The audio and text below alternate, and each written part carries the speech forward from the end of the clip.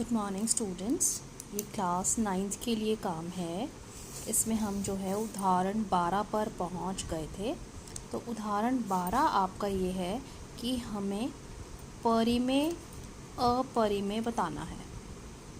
परिमेय अपरिमेय हमने बताना है उदाहरण 12 में। तो ये पहला पार्ट है, इसमें 7√5। अब हमें पता है √5 अपरिमेय होता है, इसलिए 7√5 भी अपरिमेय है √5 की वजह से, वर्गमूल 5 की वजह से। अब अगला पार्ट है 7/√5, ये भी इस √5 वर्गमूल 5 की वजह से ये संख्या भी आपकी अपरिमेय है। अब इससे अगली संख्या है आपकी √2 + 21। अब 21 तो परिमेय है, लेकिन क्योंकि इसमें वर्गमूल 2 जुड़ा हुआ है, इसलिए ये पूरी संख्या आपकी हो गई अपरिमेय। अब इससे अगली संख्या है π-2। तो ये भी पाई, हमें पता है कि पाई अपरिमेय होता है, तो पाई की वजह से ये संख्या भी है आपकी अपरिमेय। उसके बाद है हमारा उदाहरण 13। इसमें हमें 2√2 + 5√3, एक ये संख्या है, इसको हम कैसे पढ़ेंगे? 2√2 + 5√3।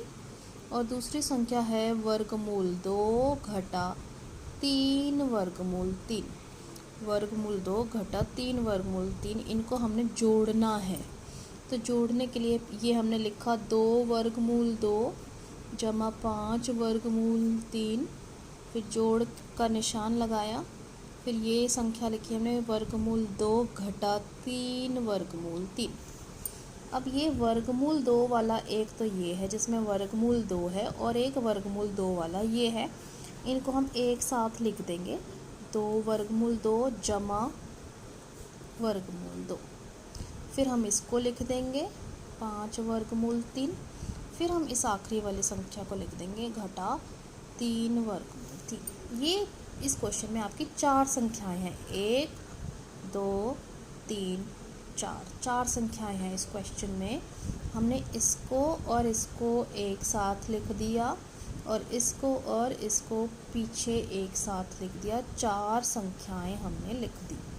अब 2√2 और जमा 1√2, तो 2 और 1 मिलके ये कितना बन गया? 3√2।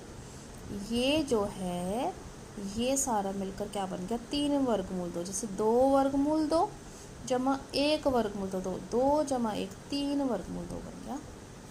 अब ये जमा के 5√3 घटा के 3√3, वर्गमूल 3 तो दोनों में है ही, तो 5 + 5 घटा 3, तो जमा के 2 √3।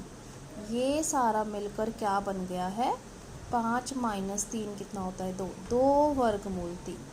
तो इसका उत्तर ये आ गया और इसका उत्तर ये आ गया। तो ये सारा हो गया उत्तर आपका। 3√2 + 2√3 हमने जोड़ दिया और ये हमारा उत्तर हो गया। अब उदाहरण 14। उदाहरण 14 में है 6√5 और 2√5 की गुणा। 6√5 और 2√5 की गुणा। तो गुणा कैसे होगी? यह है 6√5 गुणा में 2√5, 6 दूनी 18, √5 गुणा √5 हो गया आपका 5। देखो, √5 गुणा √5 हो गया, √5 गुणा 5 25, 25 का वर्गमूल कितना होता है? 5। 25, क्योंकि 5 गुणा 5 25, तो 25 का वर्गमूल 5। सीधी बात है, वर्गमूल 5 गुणा वर्गमूल 5 हो गया 5। ठीक है, तो 18 पंजी 90 हमारा उत्तर आ गया।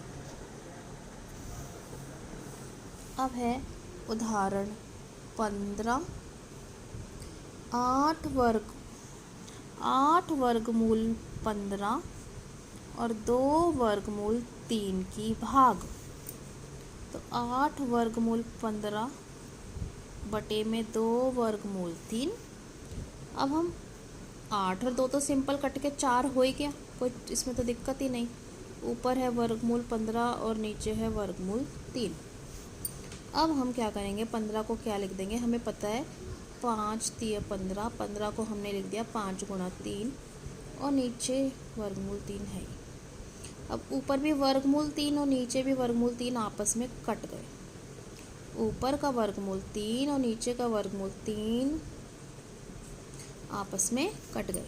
ऊपर क्या रह गया, 4 वर्गमूल 5।